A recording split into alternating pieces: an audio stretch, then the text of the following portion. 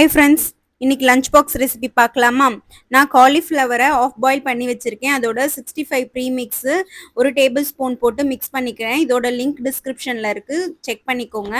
அப்புறம் ஒரு கடாயில் எண்ணெய் விட்டு பூண்டு வெங்காயம் தூளாக கட் பண்ணி வச்சுருக்கேன். அதை போட்டு வதக்கிக்கலாம். கேரட் பீன்ஸ் கேப்சிகம் கட் பண்ணி வச்சுருக்கேன், அதையும் போட்டு இதோட மூடி போட்டு 3 நிமிஷம் வேக விடலாம். காய் நல்லா க்ரன்ச்சி ஆகட்டும். இது கூட 1 டீஸ்பூன் சோயா சாஸ் ஊற்றிக்கலாம். அப்புறம் வடித்து வச்சுருக்க பாஸ்மதி ரைஸை கொட்டி கலரிக்கலாங்க.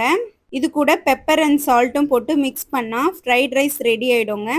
அப்புறம் கடாயில் எண்ணெய் ஊற்றி எண்ணெய் சூடு பண்ணி வச்சுருக்கேங்க. அதுலேருந்து 1 டீஸ்பூன் எடுத்து நம்ம ஊற வச்ச காலிஃப்ளவர் மேலே ஊற்றி மிக்ஸ் பண்ணி பொரிச்சு எடுத்தால் காலிஃப்ளவர் ரெடிங்க.